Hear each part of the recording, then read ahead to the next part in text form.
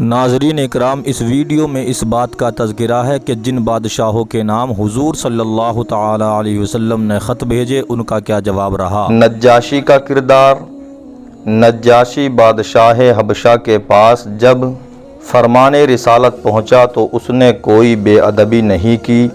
اس معاملے میں مؤرخین کا اختلاف ہے کہ اس نجاشی نے اسلام قبول کیا یا نہیں، مگر مواہب لدنیہ میں لکھا ہوا ہے کہ یہ نجاشی جس کے پاس اعلان نبوت کے 5ویں سال مسلمان مکہ سے ہجرت کر گئے تھے، اور 6 ہجری میں جس کے پاس حضور صلی اللہ تعالی علیہ وسلم نے خط بھیجا، اور 9 ہجری میں جس کا انتقال ہوا، اور مدینہ میں حضور صلی اللہ تعالی علیہ وسلم نے جس کی غائبانہ نماز جنازہ پڑھائی، اس کا نام اسمحہ تھا، اور یہ بلا شبہ مسلمان ہو گیا تھا۔ لیکن اس کے بعد جو نجاشی تخت پر بیٹھا، اس کے پاس بھی حضور صلی اللہ تعالی علیہ وسلم نے اسلام کا دعوت نامہ بھیجا تھا، مگر اس کے بارے میں کچھ معلوم نہیں ہوتا کہ اس نجاشی کا نام کیا تھا اور اس نے اسلام قبول کیا یا نہیں۔ مشہور ہے کہ یہ دونوں مقدس خطوط اب تک سلاطین حبشہ کے پاس موجود ہیں، اور وہ لوگ اس کا بے حد ادب و احترام کرتے ہیں۔ واللہ تعالی عالم۔ شاہ مصر کا برتاؤ۔ حضرت حاتب بن ابی بلتعہ رضی اللہ تعالی عنہ کو حضور صلی اللہ تعالی علیہ وسلم نے مقوقس مصر و اسکندریہ کے بادشاہ کے پاس قاصد بنا کر بھیجا۔ یہ نہایت ہی اخلاق کے ساتھ قاصد سے ملا اور فرمان نبوی کو بہت ہی تعظیم و تکریم کے ساتھ پڑھا، مگر مسلمان نہیں ہوا۔ ہاں، حضور صلی اللہ تعالی علیہ وسلم کی خدمت میں چند چیزوں کا تحفہ بھیجا۔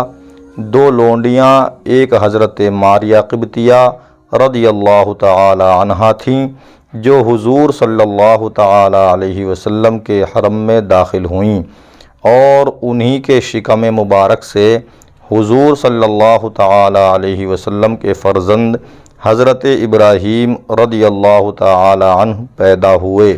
دوسری حضرت سیرین رضی اللہ تعالی عنہا تھیں، جن کو آپ صلی اللہ تعالی علیہ وسلم نے حضرت حسان بن ثابت رضی اللہ تعالی عنہ کو عطا فرما دیا۔ ان کے بطن سے حضرت حسان رضی اللہ تعالی عنہ کے صاحبزادے حضرت عبد الرحمن رضی اللہ تعالی عنہ پیدا ہوئے۔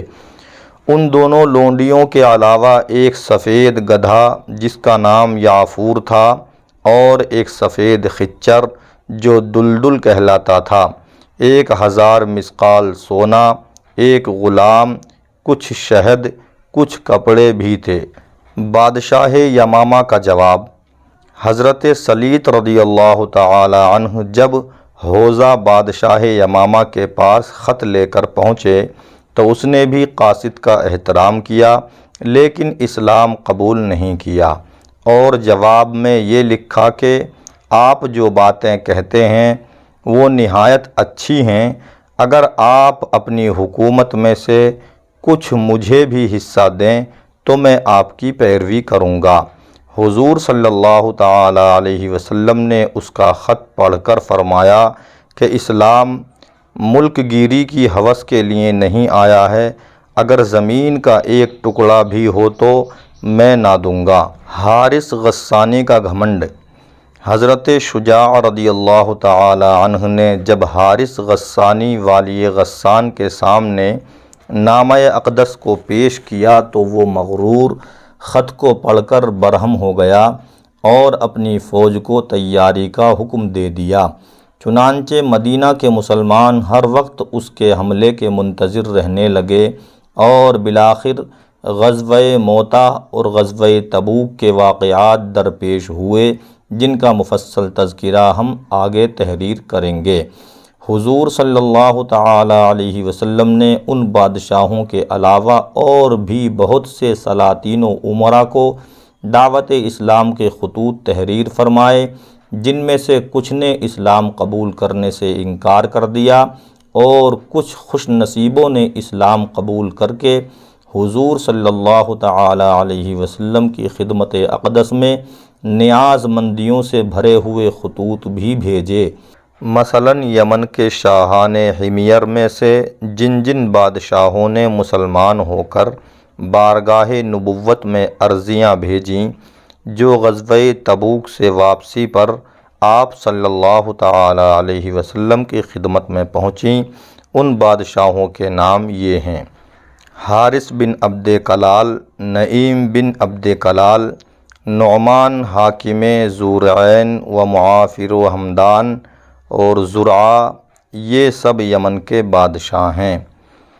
ان کے علاوہ فروہ بن عمرو، جو کہ سلطنت روم کی جانب سے گورنر تھا، اپنے اسلام لانے کی خبر قاصد کے ذریعے بارگاہ رسالت میں بھیجی۔